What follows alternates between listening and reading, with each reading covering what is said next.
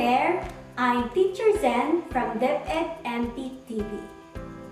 Tell me, have you ever wished that a situation from the past had been different? Or maybe you wish that you and the people around you had behaved differently? Or that you or them should have done better? Of course you have. This is part of being human, isn't it? We all go through it.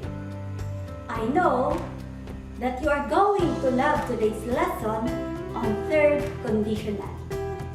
Welcome to your fifth lesson in the first quarter with the topic using third conditional in expressing arguments. At the end of this lesson, you are expected to recognize the correct structure of third conditional. Write third conditional sentences. And use third conditional sentences in expressing opinions, arguments, or regrets. Before we go further for our discussion, be sure to have review your activity sheet, paper, notebook, and ball pen. Now, probably you know that there are several types of conditional sentences in English. Zero conditional, the first conditional, and the second conditional. And today, let's explore third conditional. So, I'm gonna tell you when, how, and why we use it. We use the third conditional to talk about the present situation, to describe the past action, and to describe an expression of regret. Let's have a few examples to get started. If I had gotten my modules weekly, I wouldn't have piled up with modules to answer. This sentence shows the present situation wherein I had lots of modules to answer because I failed to get my modules in the past. And that's describe the past situation. This sentence is an unreal and imaginary situation because I'm just thinking of it and it did not happen. As you can see, there is an expression of regret. I wish I had done it for me not to be loaded with many modules. Now, remember, when we're talking about conditionals, these are if statements. And they're made up of two parts, which is a condition and a result. The condition, which is the if clause, has a subject and a verb. And in this case, with the third conditional, the condition is talking about event that we're thinking about the past. And in this clause, we're going to use the past perfect. The past perfect is composed of had plus the past participle of the verb. So, the if clause looks this way.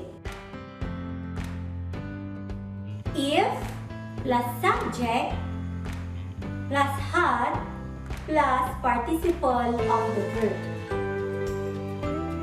The result clause also has subject and a verb. But the grammar that we're going to use is would have plus the past participle of the verb. The result clause will look this way. Subject plus would have plus the past participle of the verb.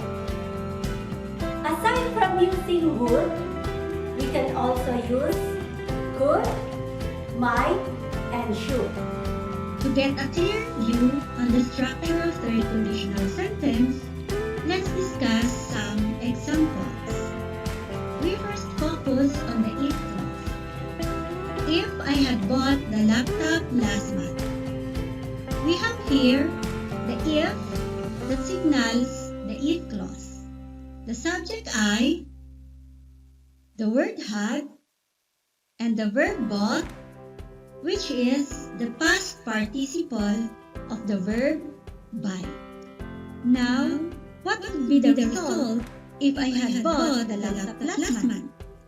I would have availed the 50% discount.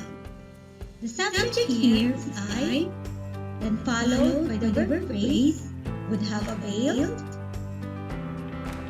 And the word avail here is the past participle of the verb avail.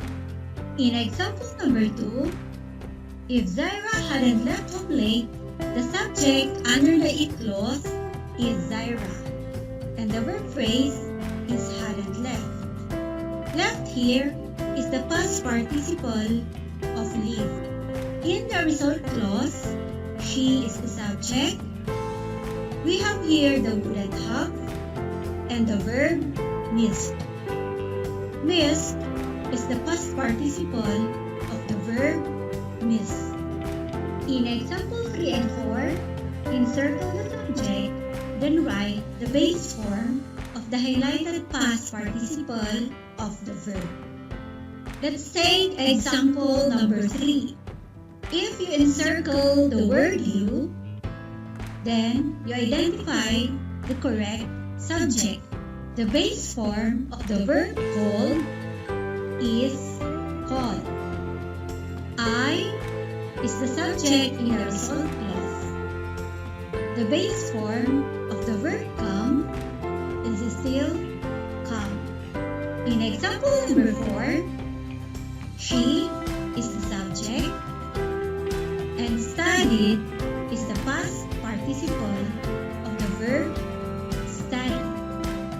She is the subject in the result clause and the verb pass is the past participle of pass. For further clarification about past participle, you can read this site on the net.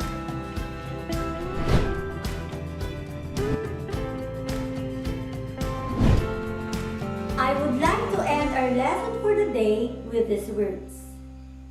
We all make mistakes, have struggles, and even regret things in our past. But you are not your mistakes. You are not your struggles. And you are here now with the power to shape your day and your future.